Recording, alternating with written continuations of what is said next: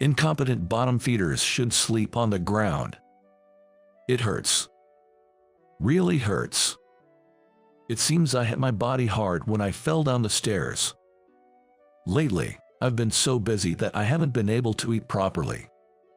My body, having lost weight due to this, didn't provide any cushioning. It's as if my bones hit something. The intense pain made me involuntarily furrow my brow. Wow, you fell down pretty hard. Suddenly, I was confused about what had happened. While enduring the pain, I thought it over. It was him. He pushed me down the stairs.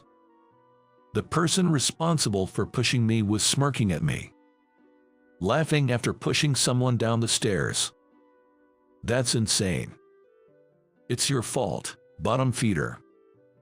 The moment I saw that expression, my anger reached its peak. I will never forgive this man. My name is James Smith, a 30-something entrepreneur. I took over my father's company just last year as a novice. Originally, my elder brother was supposed to take over, but he fell. Therefore, as the second son, I became the president. I'm a man whose only virtue is being earnest, with my previous job being a mundane one that allowed for diligent work. My superiors always told me I had nothing but earnestness, and I too thought I wasn't cut out to be a president. However, my parents who raised me and my brother who cared for me asked me to take the role. Eventually, I accepted the position of president. At first, I thought it would be until my brother's illness healed. But now, working busy days, I've grown fond of the company. I visit the field and am in the midst of learning various things. I never thought you yourself would come. Please, take a look around. I was in a different industry originally, so I lack specialized knowledge. I've studied somewhat, but textbooks and the field are different. Thank you very much for welcoming me so kindly. Today, I'm visiting a factory of a business partner. We've been trading with this company for years and plan to sign a major contract soon. I wanted to see the site before that, so I asked the sales representative who happened to be at our place. They gladly accepted my selfish request to see the site. Today, I'm being guided by Michael. He's a man of my age. He's also earnest, and we get excited talking about work. Despite our different positions, we share the enthusiasm to improve our companies. Michael explains everything carefully, and I was glad I came when. Suddenly, there was a loud voice. Hey, incompetent. Don't slack off. That's why you're incompetent. I was startled by the loud and cold voice. Incompetent. What did this person just say? From a distance, the person who shouted showed himself. Everyone in the factory is required to wear work clothes, but this person was dressed casually. And I could see his watch shining. In this factory, dealing with precision machinery, wearing a watch is supposed to be prohibited. There's a risk of damaging the products. Of course, I'm also wearing work clothes and not carrying anything like watches or mechanical pencils. If you have time to hang out with bottom feeders, get back to work, or if you're so free, go buy some coffee, and of course, you're paying for it. The man spoke languidly, dripping with sarcasm. After saying what he wanted, he strutted off somewhere. What an insolent attitude. Michael, who was guiding me, turned pale. He started apologizing to me profusely. I'm truly sorry. No, Michael, it's not your fault. That was Brian, the division head, right? Yes, he's the head of the General Affairs Department. I've heard about it. This company is family-run, and the family members wield significant power. I've heard that some of them take advantage of their positions with arrogant attitudes. Brian is especially notorious for his haughty demeanor. Michael kept apologizing to me. It must be tough dealing with Brian. I'll make sure Brian apologizes. No, it's okay. I have another appointment soon anyway, and you've got your hands full. When I said that, Michael seemed a bit relieved. But the next moment, he straightened up again, and his expression became serious. "I'm really sorry. Today was the first time I met Michael, but he's well regarded by our employees. Talking to him, I felt he was a trustworthy person." After a bit of conversation, we left the production area of the factory. Still, it seems this company has its issues. There are earnest and dedicated employees like Michael. On the other hand, people who can't even follow basic manners or rules are in managerial positions. No company is perfect, but it's something that should be addressed. And Brian, what a rude person. His name is Brian. In his mid-40s, he's the head of the General Affairs Department, a relative of President Johnson, which explains his condescending attitude. He seems to be quite well known. Before visiting the company, I heard various things from our employees. Some of them have witnessed Brian's terrible attitude. Especially targeted is Michael. Originally from the General Affairs Department, he moved to sales last year. It seems he had a rough time in the General Affairs Department. Just from a little chat with our employees, I got this much information. I wonder if he's going through even harder times. Thinking about Michael makes my heart ache. In my previous job, I was harassed by a boss like Brian. That's why I can't help but empathize. People like him are just unreasonable. They shove impossible tasks onto us and then yell if we can't do them. I was blamed to the point of nearly losing my dignity. Remembering the past, I tremble with anger. Now that I'm an entrepreneur, I strongly wish not to become an unreasonable person. Hey, incompetent, where the hell is my coffee? Do I have to say it multiple times for you to understand? That's why you're incompetent. Brian, please stop. Just when I thought he had disappeared, that man came back.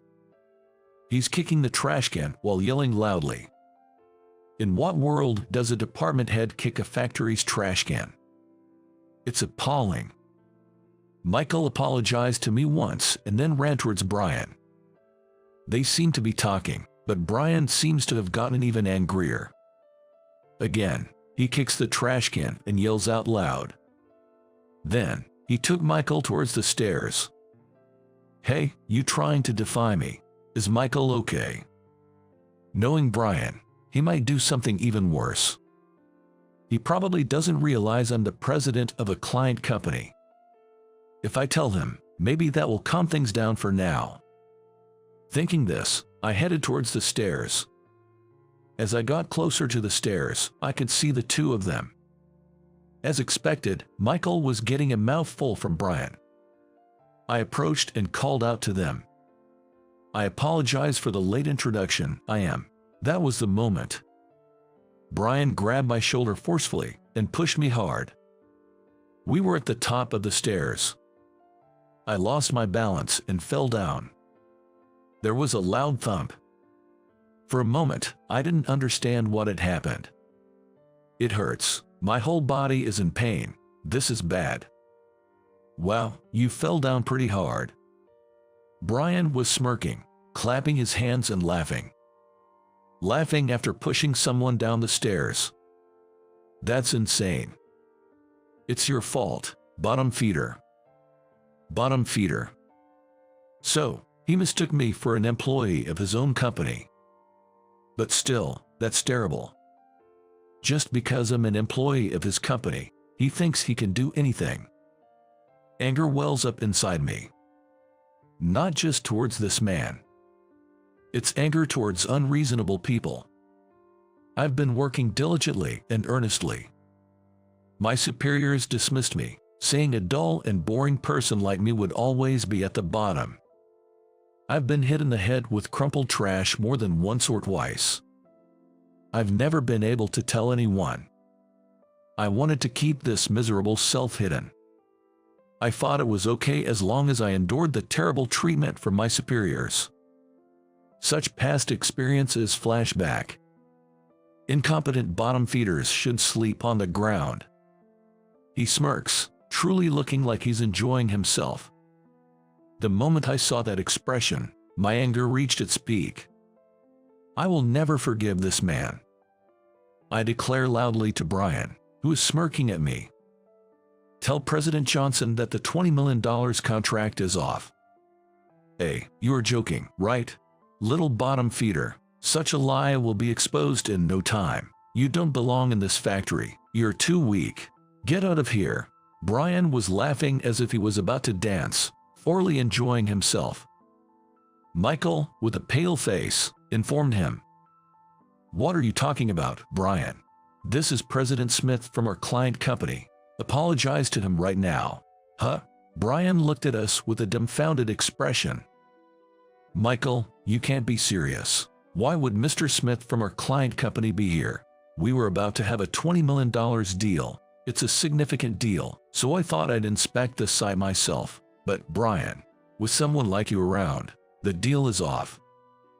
I glared at him intensely. Brian's face literally started turning pale. Where did his earlier attitude go? Looking at his fingertips, they were trembling. No, come on, that's a joke. Today, we were expecting a job hopper in his 20s, someone who didn't do well as a fresh graduate. I'm in my 30s, though. Hey, I'm approaching my late 30s, but I've been told I look like a college student. I'm short and have a youthful face. Honestly, it's been a significant complex for me. That's why I want to succeed as an entrepreneur and become a big man. Brian, this cannot be overlooked. What you did is a serious crime. There's no way I can forgive this. No, wait, that's a lie. I don't believe it. A president with that kind of face. Lies, all lies. Brian, how can you say such a thing? Still talking like that? I handed my business card to Michael again and urged him to show it to Brian. Naturally, my business card states that I am the president. Brian reluctantly looked at the card. But the president here is supposed to be an old man. Brian, how disrespectful can you be? Brian's hands, holding the business card, were trembling slightly. He quickly took out his cell phone and started looking up something. He must be searching for information about our company. Of course, bringing cell phones into the factory is prohibited. Wow, it's true. The president changed last year. No, it's not my fault. With that, Brian ran away. Not even a single apology. What a pathetic man. Michael was concerned about me and quickly called for help. Despite the intense pain all over my body, my feelings of anger were stronger. I will never forgive that man. After Brian ran away, I immediately went to the hospital. I was worried because I had hit my body hard, but thankfully, no bones were broken. However, it wasn't without consequence. I got a medical certificate and called my lawyer, John, from the hospital parking lot. I explained the situation and asked for his support in taking legal action. When I returned to the company, President Johnson was there to apologize. He was talking at the company's entrance with the receptionist. Upon seeing me, Mr. Johnson immediately began to apologize. He also urged Michael to apologize. This action also angers me. Please stop this here. Can't you at least consider the place? When I said that coldly, Mr. Johnson apologized even more deeply. Did he not hear what I just said? I sighed. For this company, $20 million is a very significant deal. We hadn't reached a formal agreement yet, but it was almost settled. But calling someone incompetent, a bottom feeder, and then pushing them down the stairs. I can't think of doing business with a company that has such people. Michael, I truly appreciate your help today. I'm grateful for your extensive knowledge and detailed explanations. Upon hearing this, Mr. Johnson looked pleased. Does he think he's forgiven now? So, why hasn't Brian come to apologize? Why isn't the main culprit here apologizing? I have nothing but gratitude for Michael. Why is Michael here apologizing? It doesn't make any sense. It was right when I made that declaration. Several men entered from the company's entrance. Among them was Brian, looking utterly pale. He was being pulled and pushed by the men around him. What a miserable sight. Can't he even apologize properly? I'm so sorry. I didn't understand what was happening. Yeah, you were impressive, huh? Especially being so young and a president. That's amazing. And, they all started apologizing vehemently. It's really a nuisance. For now, I had them shown to the reception room. Mr. Johnson started talking about what would happen next. Firstly, Brian would be demoted. He wouldn't be in the General Affairs Department, but would join the line work in the factory instead. For someone who used to strut around, this must be humiliating. Brian wasn't wearing work clothes, and he was wearing a watch, right? And such a person will work in the factory. It makes me want to cancel the contract even more. I've experienced it myself, but what do you think line work is? Mr. Johnson, you're taking your job too lightly. Mr. Johnson went silent. Then he clung to me, suggesting, then, we'll fire this man. Hearing this, Brian started to panic. If I get fired, what am I going to do, James? It's all his fault. A president looking like a college student, that's a lie. It's not my fault. Help me, James. Brian was restrained by the employees and led out of the room first. I didn't want to see his face any longer either. I have a medical certificate, so I'll consult with my lawyer and go to the police. As for new projects, we will cancel the deal. We'll also reduce our car deals going forward. Mr. Johnson, it's because you let your relative run wild that this happened. Please leave at once. With that, Mr. Johnson, with a downcast and pale face, left. Brian would be fired because of the $20 million deal falling through. The next day, I consulted again with my lawyer, John, and decided not to settle with Brian. What he did cannot be forgiven. If I had been unlucky, I could have lost my life. Brian called me, but I couldn't forgive him. Please, I'll apologize. I have loans for my car and apartment. If I get fired, I won't be able to live. I didn't think you were the president. It's not my fault, right? That was the gist of it. His words weren't an apology. He just wanted to be forgiven. The thought of such people genuinely apologizing seems far-fetched. It might be better to show them hell. Upon investigation, Brian is single but was dating a young and beautiful woman, and marriage had been discussed. I was worried that her life might also be ruined, but it turned out to be no problem. The incident became gossip, and it reached her ears. As a result, she left Brian. And something that shouldn't be forgotten is the fact that there were people in the past who have been victims of Brian's harassment. Due to Brian's harassment, many people had resigned. Michael worked hard on this matter. Is this what a professional does? I can't believe it. It's unimaginable. Michael had gathered a lot of evidence of the harassment he had experienced. He also collected numerous other pieces of evidence and reported them to me. Misuse of expenses, harassment of employees. The content was truly appalling. It seems he particularly targeted young, capable individuals. Essentially, it was jealousy towards promising young people. Brian's pettiness became quite evident. Finally, Brian was fired from the company. Not only was he fired, but he was also being sued from various sides. I consulted with John and sued Brian too. I met Brian once afterwards. His once plump figure had started to thin, and his thick, brown hair was beginning to thin on top. In his own way, he must be struggling under the pressure. Please, I'll do anything. I've been happily working at my uncle's company since high school graduation. I never thought it would come to this. You're older than me, aren't you? Working since high school graduation means a considerable number of years. All this time, you've been careless. The company didn't deal with you because you're Mr. Johnson's relative. You're a problem, but so is the company. Brian came to our company a few times, so I had him escorted out by security each time. I had no intention of accepting his self-satisfying apologies. It's a nuisance to our employees. If he comes to the company again, I'll sue him for business interference. I told him not to come again if he disliked that idea.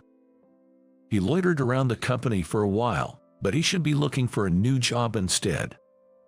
Eventually, I decided to officially cut ties with that company. I'm the president. Cutting ties with potentially risky companies is, I believe, only natural. I found better trading partners, so it was a great decision for me.